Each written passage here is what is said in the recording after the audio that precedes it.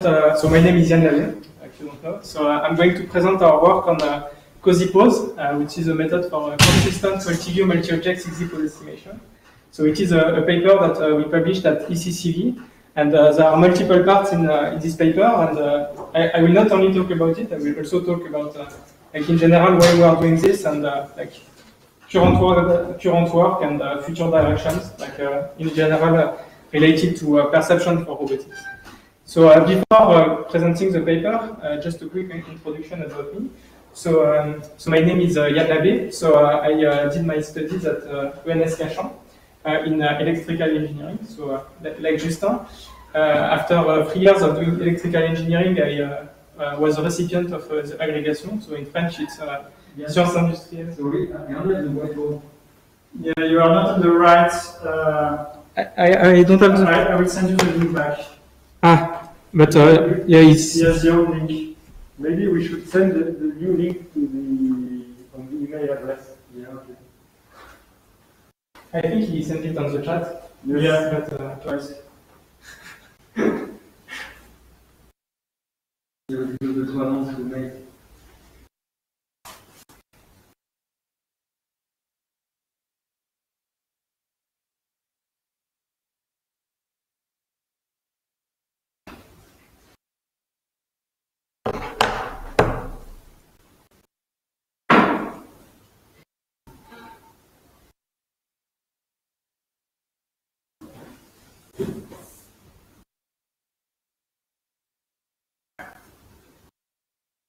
Is it okay?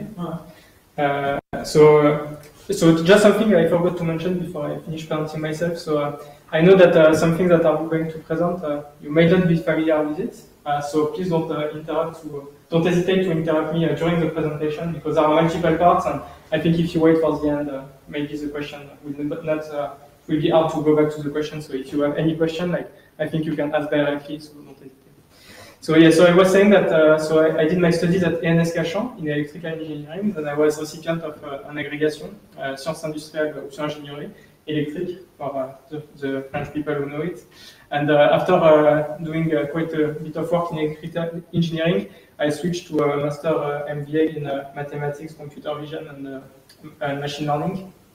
And since the end of this master, I've been working at INRIA Paris, so I'm a PhD student, and I'm working with Joseph Civic on mainly topics related to computer vision for robotics, but I've also done some work on task and motion planning that I presented last year at the workshop here.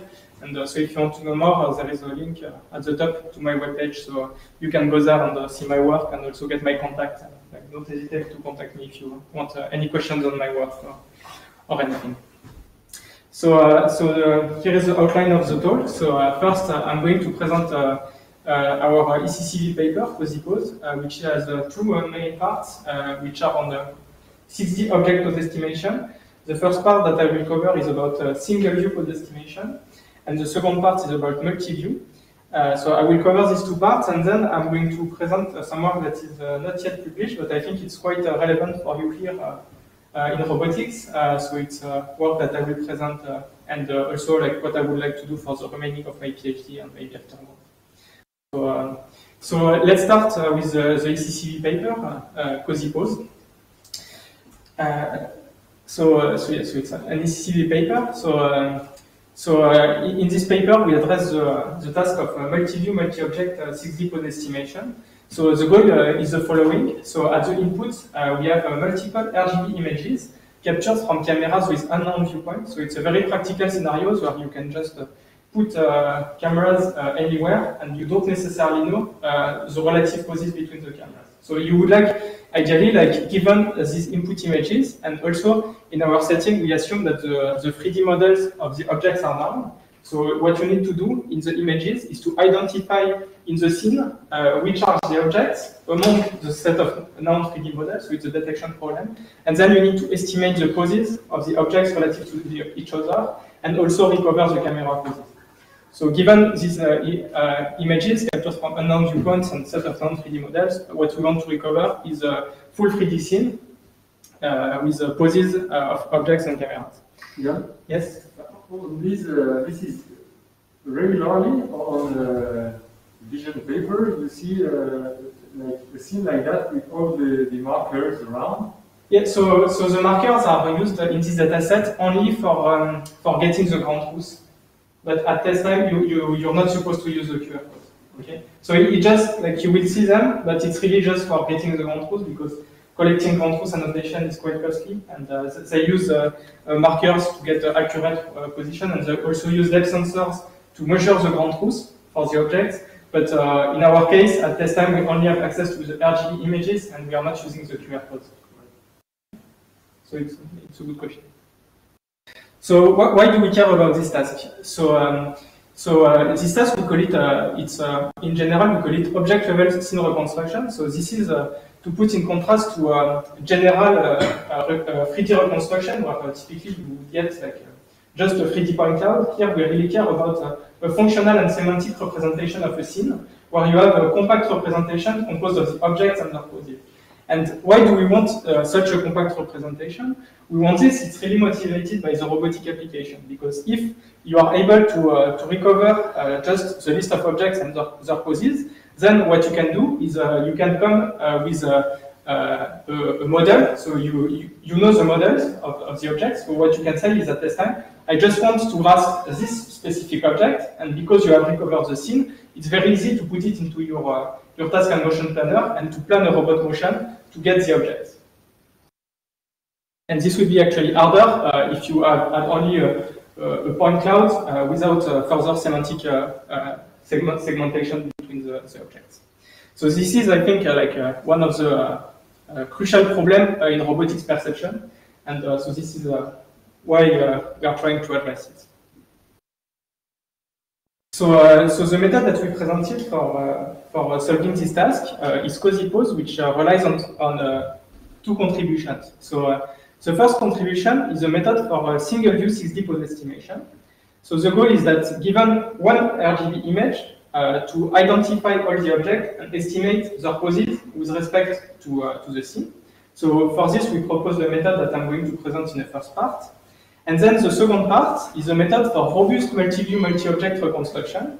And this multi-view method is designed to specifically address the failure cases that are inherent to single view. Because as I will show you, you can get a very good method for single view 6D pose estimation. We get a very good one, but it is still not perfect, and there are cases that you cannot solve. So for solving them, we propose to use multiple views. And so this will be presented in the first part. But first, I'm going to present our method for single view pose estimation. So how do we do single view 6D pose estimation? So first, before I present you how we do it, I'm going to present you how people have done it in the past. So first, and I think some of you may be familiar with it, is actually recovering 6D pose of an object with respect to a camera. It's one of the oldest computer vision problems, and people typically addressed it using local feature matching strategies, where you have a template of the object that you use to generate a set of features that are associated to the object.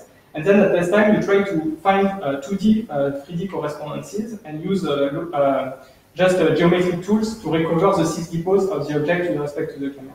The problem is that these methods, so they rely on handcrafted features, and so like typically seals or surf features.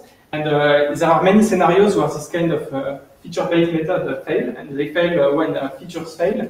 For example, when there are no textures, which makes it hard to extract textures, or depending on the method, if you have occlusions, it may fail as well. But, so I won't go into the detail of all these methods, but in general, what is pretty well acknowledged now is that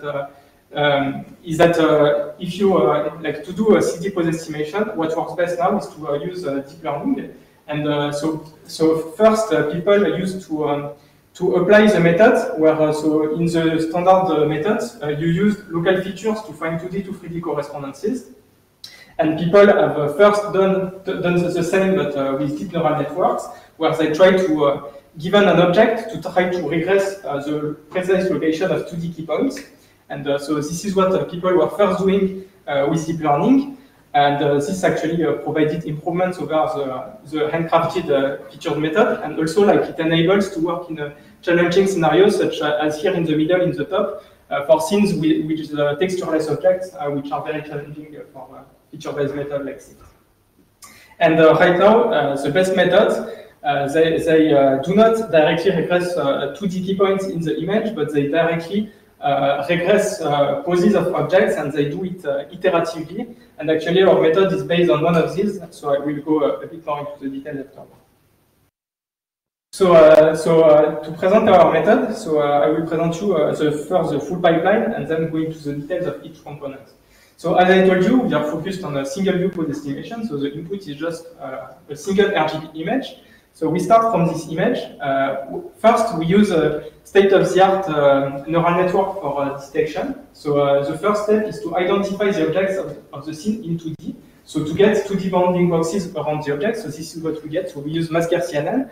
You get a set of bounding boxes where each class corresponds to an object model from your database. And then, given this 2D information, we want to recover 6D pose of the object. So we process each 2D detection independently. So here you have a 2D detection. We use a 2D detection to crop an image around the object.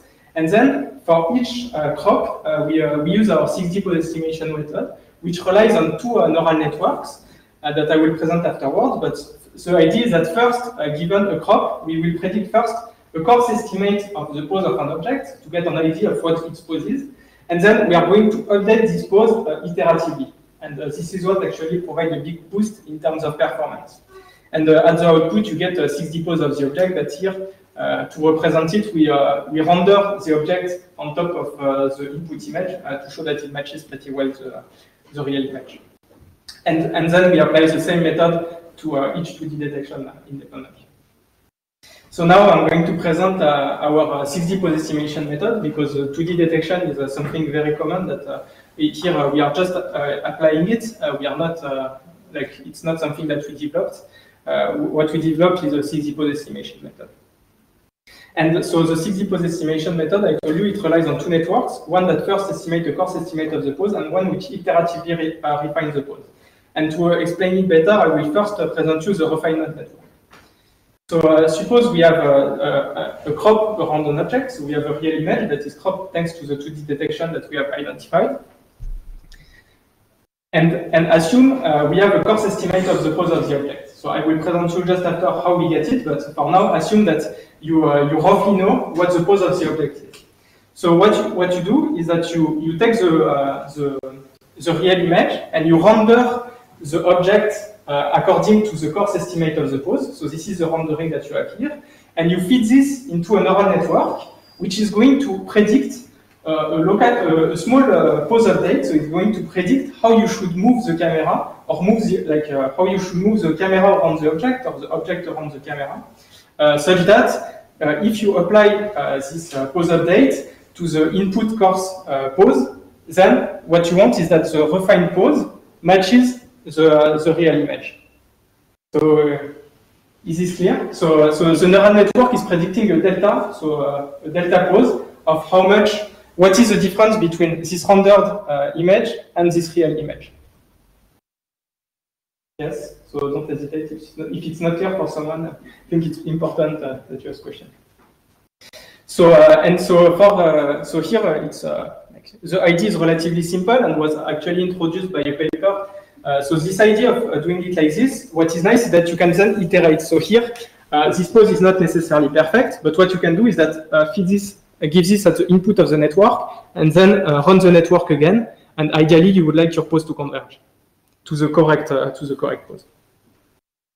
And so this method is inspired from a paper that was published in 2018 called DeepIM. And essentially, what we did is that so they presented results on two data sets, but if you actually look at it, I don't know if it's a matter of implementation or not, but not so many people have chosen our method. And even if you ask the authors, they will tell you that they tried on other data sets and it did not really work. So what we did is that we re-implemented it from scratch, because we think it's the idea is really good and could be performant. So we re-implemented it, and then we added some technical details that might not speak necessarily, but that are more in general related to how you get good performances with neural networks, which are like some tricks related to the Bayes network. How do you parameterize what you predict? So here you predict a rotation. So how do you parameterize this? Which parameter should you predict? and then the other stuff that are classical with the neural network, like what is a good loss for training such network, etc. And something very important is so these additions, they bring some improvements. But what is super important in general when you work with neural networks is the data that you feed, that you use for training. And so we realize that adding data augmentation techniques, I will present afterwards what it is, brings really big improvements. And in general, so that's what I was saying to Joseph before during our discussion, is that when you're trying to train neural networks, especially for such kind of geometric task, what really matters is the training data. So in general, you get much bigger gains by improving your training data rather than improving the rest of the method. Like it's in general what I found from the. So this is the refinement network. Now, how do we get the coarse pose estimate? So actually, we use the method is very similar. So if you remember, at the input we have a 2D detection and the model of the object. So what we do is that you assume that the pose we use the canonical pose as input to the network. So the network has the same architecture. So it takes as input an input pose that you use to render an object and the real image, and it predicts a pose update, which is actually if you apply it to your initial pose, it gives you a coarse estimate of the pose. And this pose, we assume that the canonical pose, so the rough pose, estimate of the pose, we assume that the orientation of the object is always the same, and then we compute the translation to match the dimensions of the 2D bounding box. Yes, so we want to use this architecture that works well, and we use this also for providing a coarse estimate of the pose. And we just need to provide a very coarse estimate of the pose at the input. So this is our 6D pose estimation pipeline. And so it's saying if it's not clear, please interrupt me.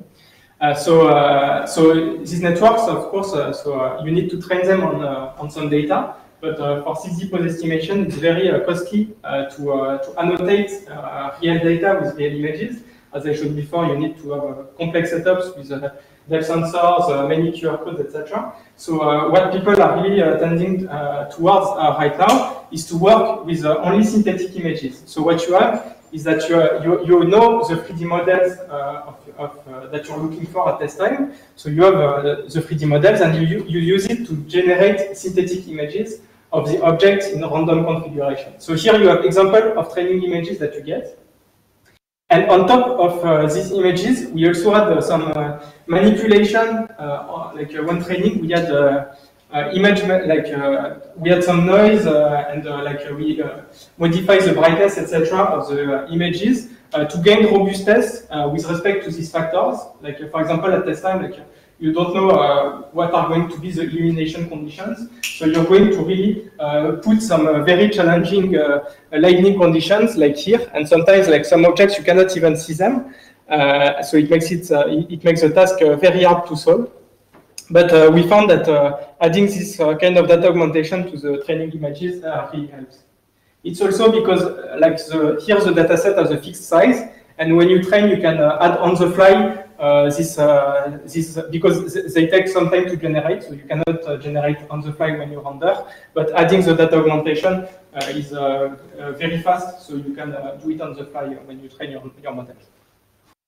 So just to give you an idea of, I was saying that data and data augmentation is very important. If you take state-of-the-art like TLS, so it's a very challenging dataset with a textureless object, the real dataset that I was showing in the beginning with the QR code. So if you look at the state-of-the-art before our method, the score were at 29.5. If we apply our method, so with our technical improvements, etc., we get a performance that is better than them, but around 8%. But what really makes a difference is really, as I told you, manipulating the images and adding very high data augmentation. And you can see that it almost doubles the performance, and compared to the state-of-the-art, we got very big improvements, especially on this dataset, which was very impressive that adding data augmentation would bring such improvements. And so here it's we applied the same method also to other datasets. So there is a challenge at ECCV which evaluates 6D pose estimation methods on multiple benchmarks. And this was one of our conclusions of why our method performed really well in this challenge. So one of the factors was the use of data augmentation, and the other factors are important. We present them in the paper, and for example, iteratively refining the pose gives a big improvement. And but really, having good data and data augmentation is a necessary condition for getting good performance on this kind of task. So here are some qualitative results on a few datasets. So on the top, I show the input RGB image. In the middle, I show so we identify, so our method identifies the objects and predicts the poses of the objects. So then we can render the scene that we have predicted, and we overlay the scene that we have predicted on top of the real image. So here you can see that we render the object, and you can almost not see the difference because the object overlay really well on top of the input image. And here you have a 3D visualization of the scene that we have predicted. So you can see that it works. This is a challenging data set with many occlusions, so it gives a pretty good results. So here you have some other results on TLS dataset, so the dataset where we got very big improvements compared to the state of the art.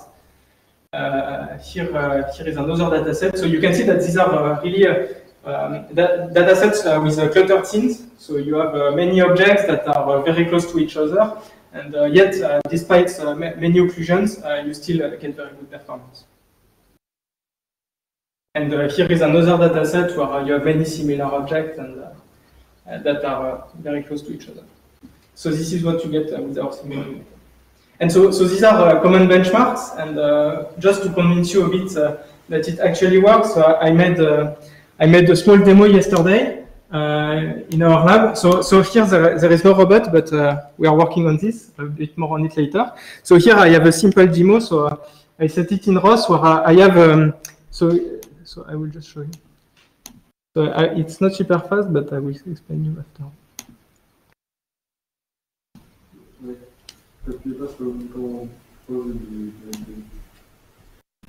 Ouais, mais je peux... So here, what I'm showing is the input image. Here are the detections, so you can see. So sorry for the quality, but here you can see that there is a 2D bounding bot, meaning that our the 2D detector has correctly has identified an object. And here you can see the rendering of the scene. So what we do between this is for each detection we apply 6D pose estimation and we render the poses that we have predicted. And here it is the overlay on top of the input image to show you that it matches pretty well the input image. So here what I do is that I progressively add other objects. So I will comment a bit on the speed. So here it runs at 2 FPS, but it could be much faster. So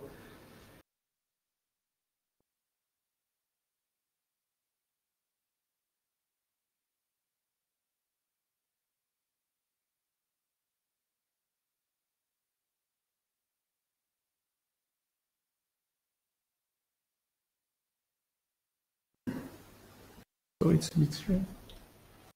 But for example, here you will see that I put a driller in the back, which is fairly occluded, and despite the occlusion, so it's coming just after a while.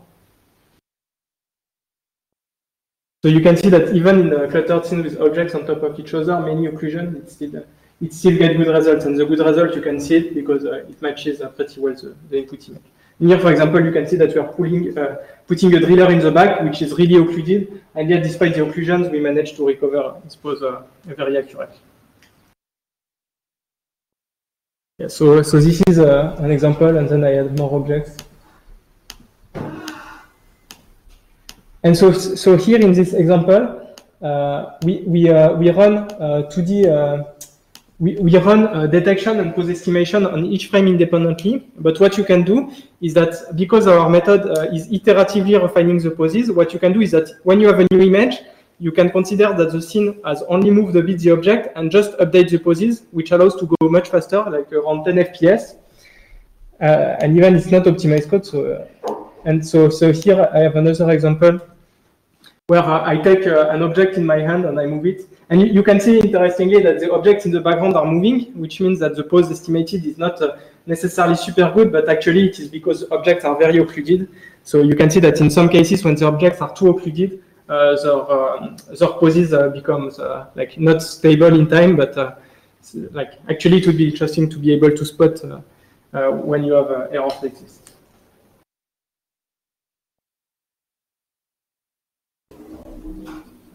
So yeah, so these are some results just to show you that even if you apply it on real images, it still works. Maybe you just mentioned that the illumination is the current one of this room. I mean, it's not something where we have closures window. Yeah, it's like here. So here it's just random illumination condition, so it's not specific. And actually, if you change it, so here I don't have it, but it still works fairly well, even if it gets dark. At some point, it stops because it cannot see the objects anymore. But it's fairly robust to illumination conditions. And for instance, if you work with the depth sensor. Yes. So yeah. So for example, in this room, in the robot, like people who work with depth sensors, they had issues with the ray from the light, and so with the Kinect. So actually, they put some foil, aluminium foil, on the windows to work with this with the robot, and with this kind of method, which only operates on RGB data, you don't have such issues. Yes. The virtual audience cannot hear, for example, du sound during the graph, so you need to repeat for others. You have something like 15 person online. Yes. They cannot, for example, cannot hear me, so you need to repeat what I'm saying. Ah, okay. So when you ask a question, okay. And you have a question online. Can you see that? No. But is it different if you add objects successively? No. So here in this example. Can you read it? Yes, so sorry. So I have a question from Thibaut Noël. Is it different if you add the objects successively or start with a pile of objects from the start? So actually, so here in the example that I had before, so in this example, each frame is processed independently. So if you start with the pile, it will work as well. Here there is no notion of temporal continuity. Each frame is taken independently. So you would get the same result if you start from the pile. Thanks. Okay. Okay. So I need to move on a bit. So after the qualitative results, the quantitative results. So here I'm showing you the results of the Bob benchmark at ECCV 20 that we won. We won actually almost all the awards. One by we didn't get it, but by a very small margin. So the idea is that you take the method and you have to train it with the same parameters on 7 datasets, and then you report a score which is average on all datasets. And so our method is specifically designed for RGB only setting, and in this setting, so there are multiple settings where you train either only on synthetic images, or you also add the real images if they are available. But what you can see that in both settings, for example, when you only have synthetic images, so here synth PBR, you can see that our method has a 10% margin over the second best method, which is actually quite a big margin for this kind of benchmarks. In the other setting where you also add the real images, the performance is higher because you add some real images, but you can see that the gap is not so high, and our method, when compared on the same data, is still performs much better than the other approaches. And something that I find even more interesting is that for this dataset, you have depth available. So people use depth information. So if you compare with the best method, which is Koenig hybrid, the one on the far right, you can see that our method, which only operates on RGB, has a performance which is very similar to the best method, which operates on depth. So actually, with only RGB, you can get very, very competitive results, even with method that use depth. And actually, it is something quite new. There used to be a big gap between this kind of methods, but right now it seems that RGB can get very good results. And in our method, you can still use depth if you want by applying a post-processing ICP step. So on top of your poses, you apply ICP on depth, and you can still improve the results and get the best overall. Yes, so here you get very good results, but these are single view results, and it's still not 100%. So why is it not 100%? So the problem is that in many cases, there are very challenging scenarios that you cannot solve using a single image. For example, take this image, and so here we take a state-of-the-art detector and pose estimation, and this is the scene that you get. So that you can see that there is like the orange object should not be in the scene. So actually, I can highlight them. So in the middle, it's what you predict with our method, which is state-of-the-art. And on the right, you get the ground truth. So you can see that there are many differences. For example, there is an object that should not be here because there is an incorrect 2D detection. There is a false positive. There are other failure cases, like here, where an object is overlapping into the other one. This is actually because of some occlusions between these two objects. And you can see that the parts that are too occluded and some objects cannot be seen are actually not reconstructed. And if you wanted to do real robotic application, actually, like you would have very big issues, and you could not grasp the objects in the back, etc. So your robotic system would fail. And so this is really our motivation for what I'm going to present next. The idea is that really with single view, you have limitations that you cannot really solve using only a single image. So we propose to use multiple images. So here it's just to show you the failure cases. Like you can see that the pose is incorrect, there is an object which is incorrectly detected, etc. And actually, this is what you get in practice. You get this kind of failures. Yes? How do you define a correct pose estimation in the comparison that was shown before? You mean the metrics? Yeah. So yeah, you have to repeat the question. Yes. So the question from Joseph is how do you know that a pose is correctly estimated? So actually, it's I think people don't do it very correctly. But so what people do is that say you have two green objects in the ground truth, and so what you do is that among all your predictions, you take the two predictions for this score that have the highest score, and then you compute the error to the closest ground truth annotation, and you measure the discrepancy between both. So actually there are other metrics, but this is the simplest way to do it. So essentially you're trying to match your prediction with the ground truth, and you measure the errors between them. So this is what is used to compare different methods. Yes, yes. These are the standard metrics. So I won't go too much into the details. I think they're questionable. There are better ways to do it, but then it becomes quite technical, but it's in general how to do it. But so the metrics, they take into account both the accuracy and also the recall. So if you're missing objects in your detection, it will impact your score.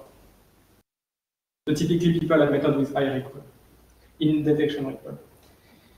Okay. So here what I wanted to highlight is really like single view cannot solve everything. So how do we go further?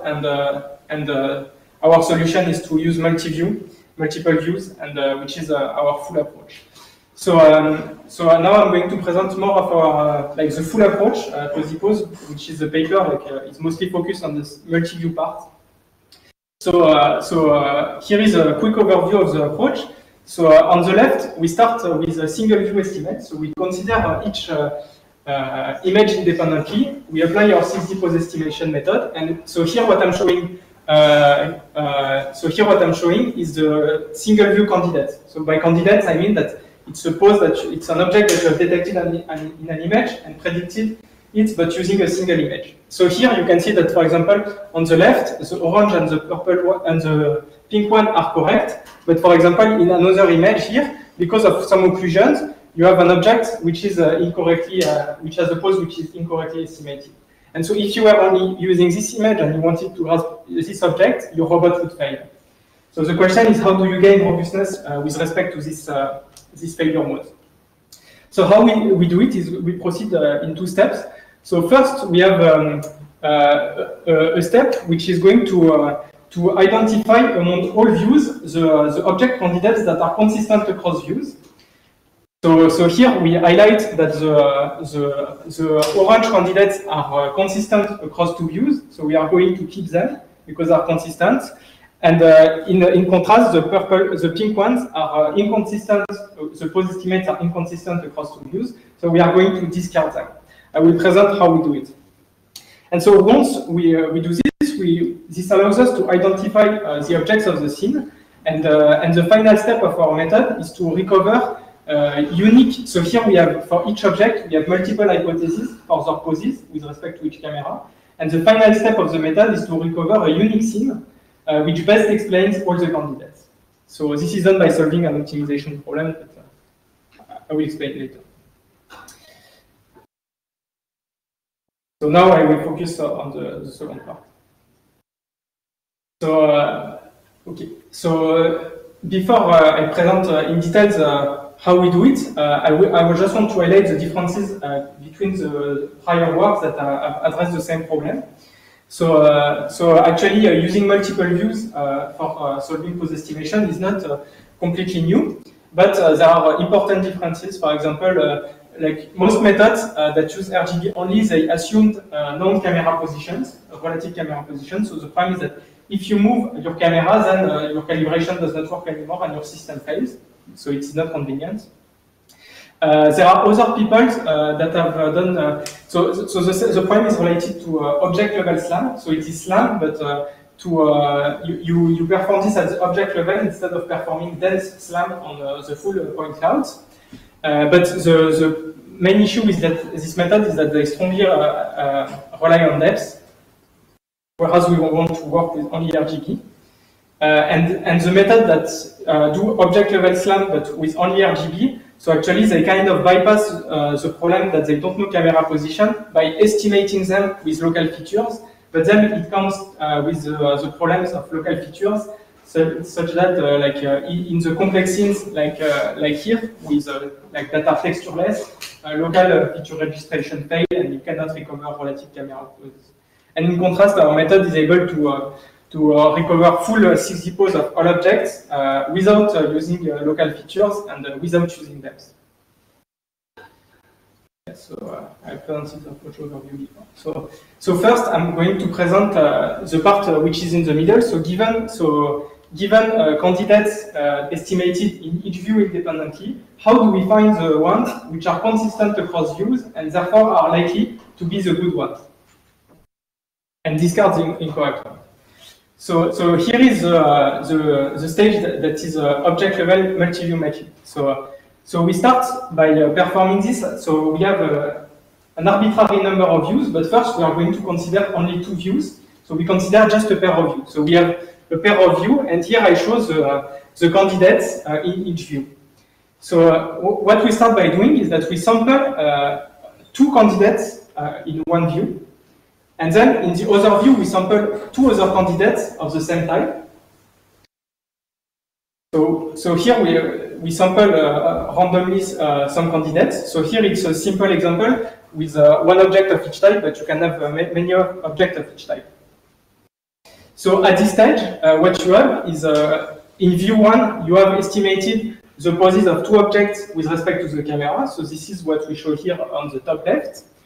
And on the top right, you have the same but in view 2. So, and a priori, because you don't know the relative camera poses, you cannot register both scenes into the same coordinate frame because you don't know relative camera poses. So what we are going to do instead is to assume that the object candidates, they correspond to the same object. So this gives you a point cloud in view 1 and a point cloud in view 2. And we are going to use this point cloud to register the cameras with respect to each other. Okay? So you can see this. So we do it explicitly, but you can see this as doing a bit like ICP on top of the point cloud defined by your pose predictions. So this allows you to register the cameras to estimate relative camera positions. And once you have estimated relative camera positions using only these 2 candidates, you can express all the other candidates in the same coordinate frame and measure the discrepancies between the different candidates directly in 3D.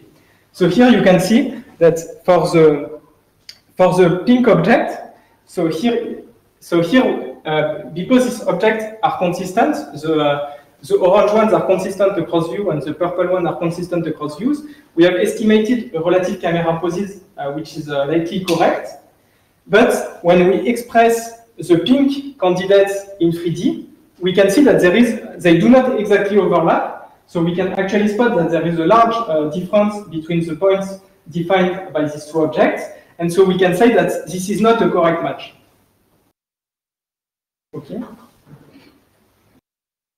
And so here it's not a correct match, but if you look at the other objects, like for example the blue one, if you look at the in 3D at both candidates expressed in the same coordinate frames, you will see that they overlap. And here, so here it's just one iteration, and so we use Rorschach on top of this to find the relative camera pose hypothesis that has the maximum number of in-layer candidates. So here, for example, if we had sampled if we had sampled, for example, instead of the purple one, if we had sampled the pink pair, then the relative camera poses would have been incorrect, and all the other objects, when they are expressed in the same coordinate frame, they would have been very far from each other. So you would have only one or two pairs of candidates that will match in 3D.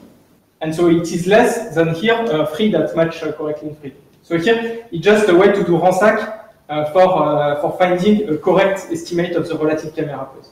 So here, at this stage, what we do is we estimate relative camera pose between two cameras, and we also find the candidates that are consistent between both views. Okay? I hope I didn't lose you. Okay. So another way of saying what I was, another way of displaying what I was saying is here. So on the left we have the candidates of view 1. So here, candidates of view 1, and on the right we have the candidates of view 2. And after the previous step, the multi-view matching step, we have established the candidates that are consistent between the two views. So the orange one, the blue one, and the purple one. But this is only for two views. And then when you add more views, what you do is that you have a third view, and you're going to you're going to do the same step, the same method with all pairs of views. So you're going to compare view 3 with view 2, view 1 with view 3, and you're going to find the pairs that are consistent across each pair of views. And so this defines you a graph. So the nodes are the candidates, and the edges are the matches between the two views. And what you can do is identify the connected components of this graph, which gives you the objects of the scene. And for each object, so for example, for the orange one, we have 3 hypotheses. So you can see that there are edges between 3 candidates. And something interesting also to see is that between view 1 and view 2, the pink object was not matched because there was an incorrectly estimated pose in view 2. But in view 3, it is consistent with view 1, so we are still able to recover the pink object. So at this stage, what we have is that we have identified the connected components of the graph. So here I just show for each connected component of the graph all the nodes. So the nodes are candidates. So here you can see for the physical purple objects, you have multiple hypotheses coming from different views. Here, for example, maybe you only have 2, or it depends on the number of views. You have another set for the orange one, etc. So you have the same for each connected component of your graph. And so here, the only remaining step is that here you have identified that there is a purple object in the scene, but you have multiple object pose hypotheses. So what you want to do in the end is to get a unique pose hypothesis for this object, and to recover also camera poses. So what you want in the end is to optimize, to find the set of objects and camera poses that best explains all the candidates. So this is done by solving an optimization problem at the level of objects and camera poses. Yes. You have a question on the... Yes. I can read it for you if you want. I can. So maybe with the mic it's easier. So I have a question from Gianluca Corsini. So is the method able to distinguish among multiple views of two identical objects in the environment? Is the method able to distinguish? Yes. So yes, Exactly. So what you're saying is that if you have, for example, if you have two, yes. So if you have, for example, two orange objects, would you be able to do it? And the question is yes, because when you're going to sample randomly an hypothesis for an orange object, you're going to sample each possible pairs, and in the end, with Randstad, you're going to be able to find the matches between the two. So in the end, I will present you some results where you are able to deal exactly with this kind of scenarios where you have two objects of the same types. So the question is yes, you can deal with it, and this is done when you use Randstad, because you want to find candidates that are that correspond to the same physical object. When you're going to discard sampling. So when you sample two objects of the same type but that are not the same, you're going to discard this match. Maybe my question is not clear. Is it clear? I hope. It seems your answer is okay. Okay. Maybe we can discuss more also. Yeah, it seems it's fine. Okay. But yes, so here it's a simple example just to show you how it works, but it can deal with a much more complexity. So the experiments, so the multi-view experiments are not on 7 datasets because on the 7 datasets you do not always have multiple views. So we focused on our experiments on these 2 datasets. On the left it's a video dataset, and on the right you have more varied views of the scene. Yeah, so maybe not so interesting, but so like just in terms of quantitative numbers, what we show is that our method is able to significantly improve the results compared to the single view. So we already got good results with single view, and you can even improve this if you use multiple images. And actually, it's very convenient because you don't have to calibrate the cameras, and everything is done automatically. So you can just put more cameras, and it improves your accuracy. So sometimes at the cost of speed, but mostly implementation.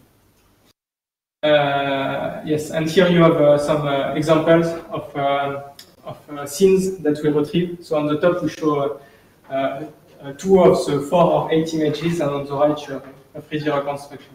And for example, here you can see on the right, for the question that I just had, you can see that you have two objects that are similar. Actually, they don't look similar here because one object is flipped. The pink one on the right, you can see that one is upside down and the one is flipped. But you have 2 objects of the same type, and it's... So here I don't show the ground truth, but trust me, in the ground truth it's the correct object. So yeah, so you get a fairly accurate 3D reconstruction, and more interestingly, here, for example, if you look on the TLS dataset, so on the right, you can see that on the image which is on the right, you can see that some objects are occluded, and actually if you were to look at the single view pose estimation, it would fail, some objects would not be recovered, but because you have other views of the scene, you're able to recover them. And you could say, yes, but in the view on the left, you can see all objects, but it's hard to say that in this image, you can see all objects, and in the other one, you cannot see all objects, whereas here you do it automatically, and you recover all the objects without having to identify like manually which are the ones that see all objects, which are the ones that are occluded. Yes. So here it's to see to show you the occlusion in some images. So another example to show you this is so actually I said that you can look at the single view candidates. So that's what I'm doing here. So on the left, so here I use 4 images of a scene to reconstruct it. On the left, you have the first column is the input image, so just RGB images from uncalibrated cameras. You don't know relative camera poses. Then we show the detection in the middle, and you can see, for example, in the third row that some detections are missing due to occlusions. On the third column, you can see the candidates, so the single view pose estimate. And if you look in most views, there are objects that are missing from the single view reconstruction. But then, if you in the last row, if you look at our multi-view reconstruction, you can see that all objects are here. And we are even able to position the cameras which see that don't see many objects. We are still able to position these cameras with respect to the scene, and you can see that it matches very well the ground truth. So it is very robust to occlusions. Something interesting, like it's also dealing with symmetric objects. The scene are textureless. So for example, if you wanted to run a method to recover camera poses here, like for example, SLAM methods that are based on local features, it would fail to recover relative camera poses because the lack of textures in these scenes. But with our method, because we only rely on 6D pose estimates that are predicted with a deep neural network, and the method that we use to predict the single view pose estimates is robust to objects that are textureless. Because we only operate on this object level candidates, we are able to still recover relative camera poses. And also, you don't have to deal with all the features that are related to pipeline, or you need to design very carefully and efficiently your pipeline. Yes. So conclusions on this method. We managed to get very good results thanks to a combination of learnable 6D pose estimation, robust multi-view matching, and global refinement. And the key properties are that we can handle multiple symmetric and textureless objects, even multiple objects at the same time. We don't require depth, which I think is quite a big feature. And so method is robust to missing, incorrect, or false positive candidates that, as I told you before, are inherent to single view and you cannot avoid them. And finally, in addition to recovering relative object poses, we also recover camera poses. So, for example, like people that do SLAM, actually our method is very similar to a method to a SLAM method, since we recover both object and camera poses. Yes, so just so if you're interested in using our method, all the code is online, and also it's pretty modular. So either you can use just the detection or the pose estimation, or you can plug your pose estimation method into our multi-view framework. So if you're interested in it, like look at the code. Don't hesitate to ask questions if you want to use it. Open issues, I will be very happy to answer any question. So that's it for this. And for this paper on multi-view pose estimation, and if it's okay to spend 5 or 10 minutes to present you what I want to do next related to robotics.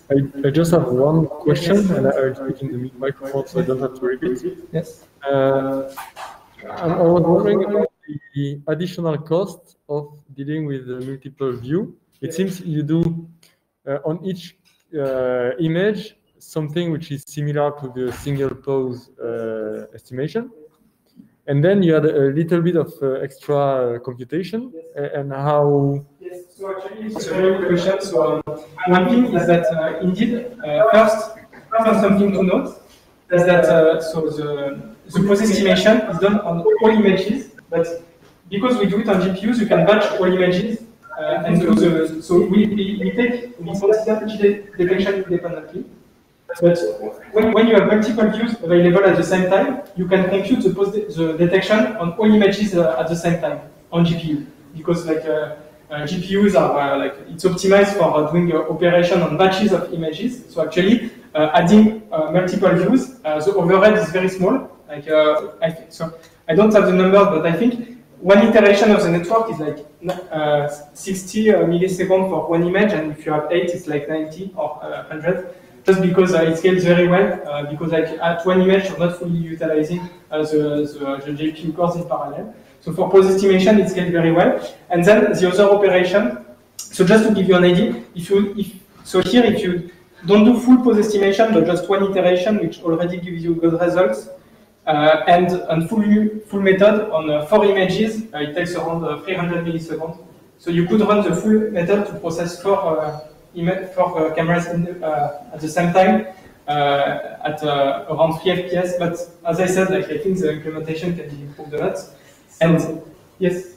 The second step is. So the second step is very fast. So it's Ransack to perform multi-view matching, and this is the same because we consider all pairs of views, but actually you can do all pairs of views in parallel on GPUs. You can so for this the implementation is quite. I did relatively good implementation on this. Ransack is batched very efficiently. So the overhead like this takes around in the same setting with 4 images, it takes like 30 milliseconds. 200 milliseconds for full pose estimation, 30 milliseconds for this. It's very fast.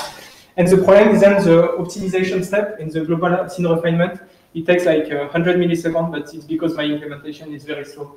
Like you guys are all better compared to me at writing efficient solvers. But I wrote Levin van Merkart in PyTorch with like I compute the Jacobians using PyTorch, but it's not optimized. I'm not very proud of the code for this. I think like it could go to like 2 milliseconds for. I think it could be very fast. So I think in the end the main bottleneck is object pose estimation. But I use a relatively big network for doing this, and if you use a smaller network, you could go much faster. And I haven't yet explored how to go much faster, but it's with very little changes, it could be much faster. I can't give you numbers right now, but I think the full method could be run at like 10 FPS on 4 images, or like maybe 5 FPS with 8 images, something like that. But it's a rough estimate of what I think can be done. Even probably better if you had a lot of things, but then it's a lot of implementation that I haven't done. Yes, I will just print.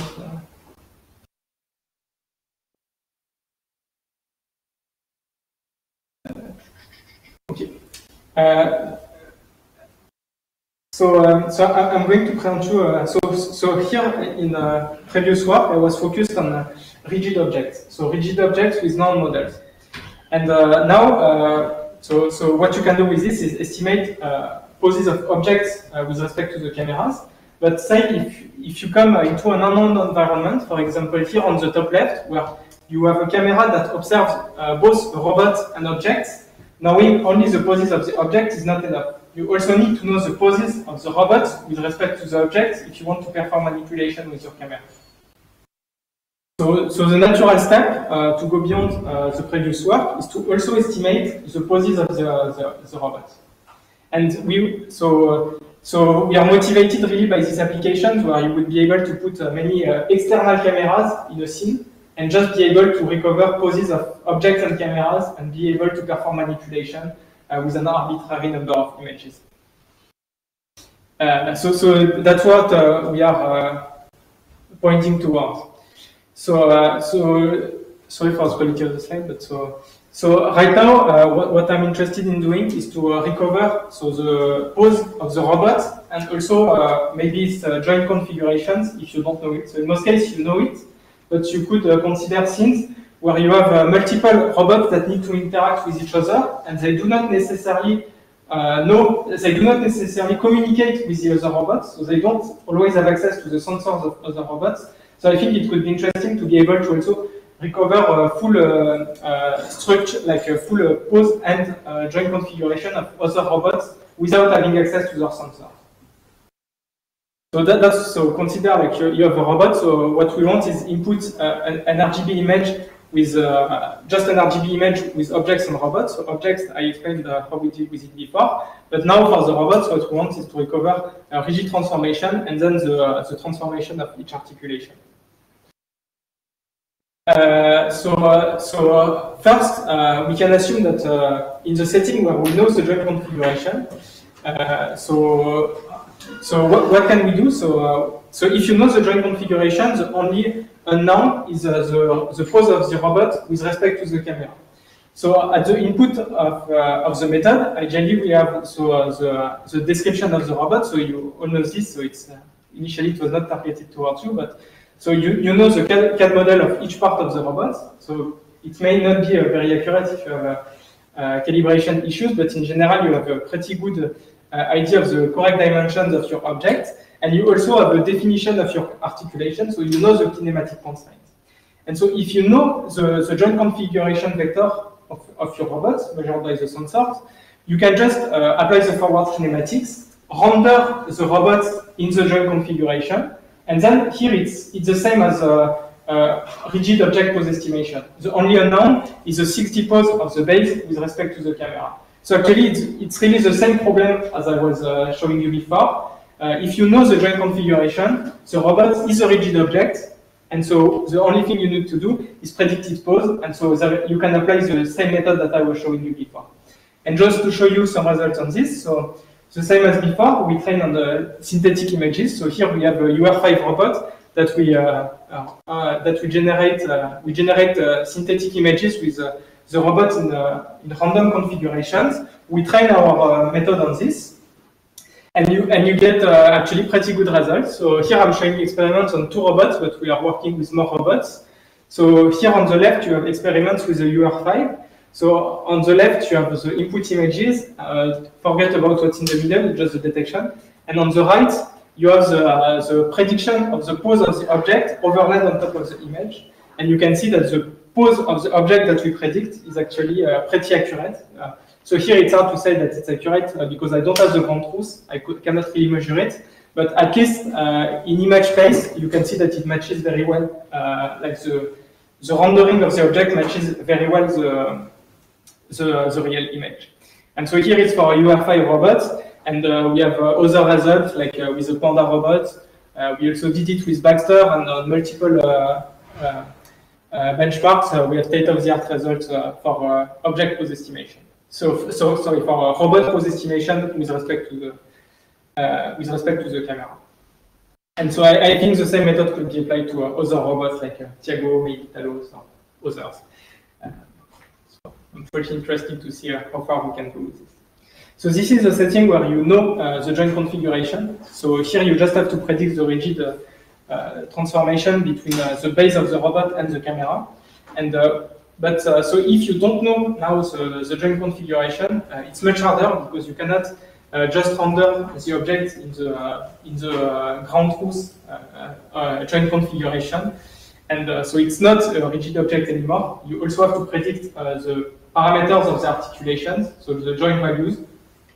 And for this, I'm working on it. I don't have yet found a good way to do it. It's not perfect yet, so I won't go too much on this. But this is what I'm working on right now.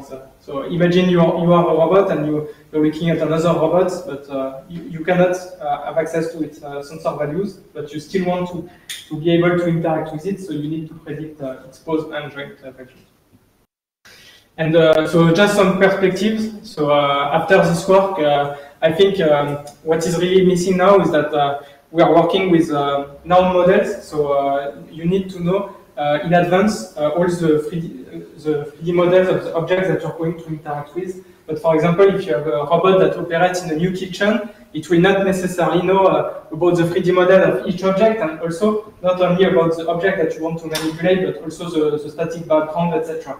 But in practice, you still need to know about the poses of this other object if you want to perform motion planning.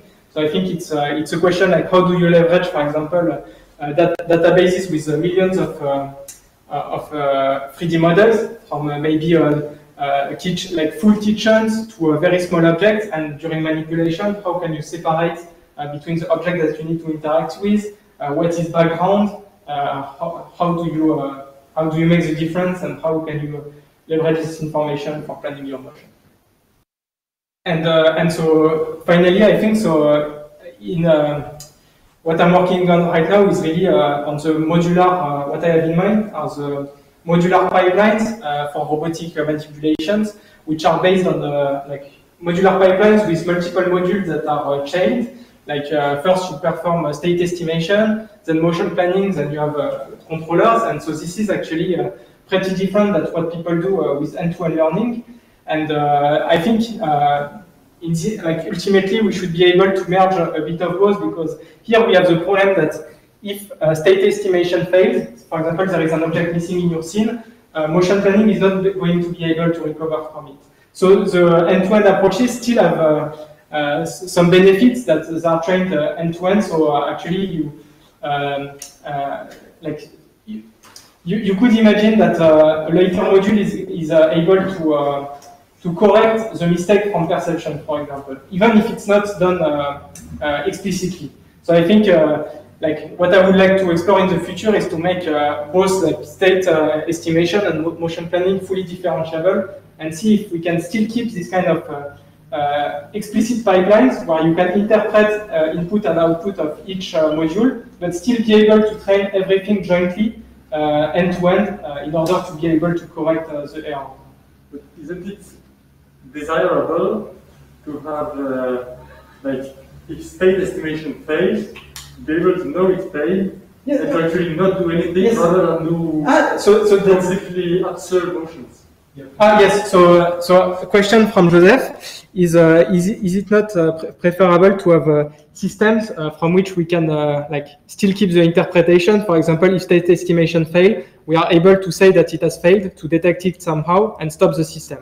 So I think I completely agree with you, and that's not what I'm saying here. What I'm saying is that I think we should keep this kind of modular pipelines with explicit input and output that you can interpret, so that you can always have something on top of it that is going to be able to say it has failed.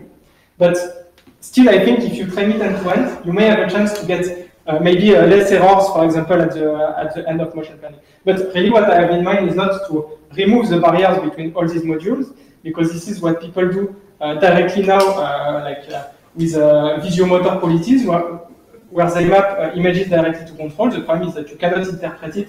And I think if you, like for critical application where you have humans, it's very important to be able to do exactly what you said, that to spot that at some point something has failed and to just stop the system. So I think that's why we need to keep this kind of modular pipelines, but you can have interpretable outputs, but still when at the training time, you can train it all the modules end to end. So I think it's kind of a mix of both, but for me, keeping the interpretability is also very important.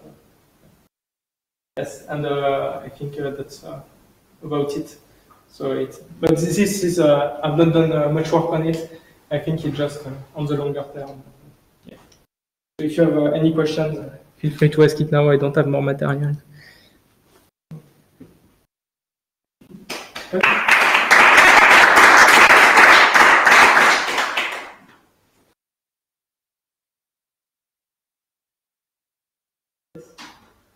What is the typical accuracy you can get in the object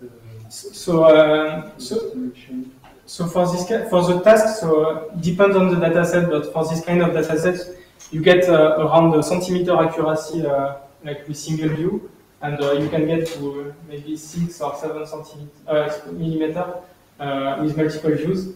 But so that's what I was saying to Joseph, is that it's really like the network is optimizing something in image space, so it depends on how far you are from the camera. So what's if you relevant is the pixel. Yes. Yeah, it's the error in the pixels. It's how far, like because if the object is bigger, it will be easier to match its contours with the rendering. So it really depends on how far you are. Yeah, so that's exactly what we are trying to really quantify now on the real robots. That if you do this online, etc., like can you get accuracy sufficient for grasping? But here you have something about the centimeter for objects which are at 40. Yeah, no, they are around. So on the first dataset, it's around 80 centimeter, I think, and the second one around 60 centimeters. But you could also improve the resolution of your camera to get better accuracy on so it's definitely a thing that you can do, and actually it's not necessarily a big overhead, because in the end you crop in the image. So you could have very high resolution image and crop in the image, but here already the images are only 640 by 480 or 720 by 640. But I think it would be interesting, like to take HD images and to crop on the 320 by 240 image, but you would have almost no resizing, so you would lose almost no resolution. So I think it would be it would be interesting to see how much it improves. Yeah, just to add something, so there is also one direction of the active perception, meaning that you have a multi-camera on the robot, and you can make it moving, and just try to get a better estimation of the scene. And so this is going inside the multi-view processing, where you can take several pictures and you are able to recover that quantity. In that case, would you ask your camera to go to random places, or should you optimize, find some position that will optimize? Yes, so there is two directions, either with optimization or either we try to do like RL methods. So it's something called next best view prediction. Actually, it's a complete field. It's a next best view prediction. There are some works on it. I don't know exactly how people do it, but I haven't seen very impressive stuff on it. Because these things should be compliant with the competence, so the approach of having something which is a full differentiable pipeline where you can know the influence of your measurements on the with respect to the position of the camera can be helpful for this kind of thing. So I think, like for example, knowing confidence is definitely something that you need, because so in our method we are able to spot gross errors in your like even fine errors, but it would be like, for example, you have a situation as I was showing you in the video. Maybe I won't go back to it, but when, for example, an object was occluded, you can see that the pose was moving quite a lot. With our method, I think we are able, like I haven't done multi-view in this setting, I think you would be able to improve quite a lot, but I don't know if the pose estimate, or even of the multi-view, would be really unaffected by these errors. You see, when it was getting occluded, the object was moving quite a lot, meaning that there are some errors, and in multi-view it will certainly improve the accuracy, but I don't know how much exactly and if it will be perfect or not. So I think we need to do more experiments, like really in real scenarios, to see how far it can be applied. But I think the results are still quite encouraging, and especially for the scenes which are really cluttered with many objects, I think it offers still. I think there are still many. It opens up many applications for robotic manipulation. I think virtual question. Yes. Is it by choice that you do not include any kind of temporal coherence? Do you think it could improve the accuracy of exact time of the method? So absolutely. So actually, in the video that I was showing, so maybe I should go back to it. But so in the multi-view, I don't do any. I haven't done yet any kind of tracking or temporal coherence. So because it's simply that. So actually, some methods for SLAM they assume temporal continuity. For example, for matching features, it's easier if the images are close spatially. But in our method, it's something like we really want to work in this kind of scenario where you make no assumption on the position of the cameras. So we make no assumption on the temporal continuity between the views. So it can work with videos, but it is not specifically designed for videos. But I think a way which is straightforward to include temporal coherence is to do something like tracking, like we do here. So it won't be maybe super clear. So for example, in this example, so here it's single view, but so essentially here I run detection. The detection is run only once, and first we run multiple iterations of pose estimation to get a good estimate, and then when a new image comes, we only run one iteration of the pose estimation network, so it is faster than running multiple iterations. So actually you can improve execution time of single view by doing this kind of tracking, by just running one iteration of your pose estimation network instead of say like 5. So at the beginning we do 5 and then we do only 1. And I think the same could be done if you do online. If you do the multi-view, you could keep steps like the full matching. I think you could remove full matching, and at each step maybe you can just perform the object level bundle adjustments. So I don't know actually how people do it in SLAM. If at each new image they solve the full problem, or they just do a few optimization steps. One iteration, yeah. So I think maybe just this. As I said in my implementation, especially it's quite slow to. The optimization is slow. I think it could be much faster, but right now it is slow. And I think just doing one iteration when a new image comes could really improve the results. So I think. And so it's just that I haven't done many experiments on the real robot, so I haven't had to deal with this problem of going really fast.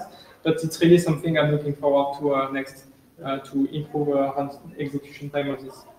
For your method has at some point when you compute the pair of views, yes. The matching between pair of views. Yes. This is a combinatorial. So when the number of images grows, yes, the complexity of your algorithm grows. Yes, yes. So actually it's a very good point. And so you would have to apply some kind of trick that in SLAM you can see. So yes, so the question is from Joseph is that we consider each pair of views, so the prime is combinatorial, and how to, like, maybe you can apply some tricks to not compute matching between all pairs of views. So that's what you're saying. So I think this actually it's this combinatorial problem is, I think, a real problem. So in our experiments we do between 4 and 16 views, and actually because we do all computation on GPUs, it's fine because like up to a certain number of images, like you just use a GPU at max efficiency. So, but it's true that if you scale to like thousands of images, you would really have issues with it. So I think this is a problem that people working on SLAM have encountered a lot. Yes. And I think they have a method to avoid having a full graph. Yeah, yes.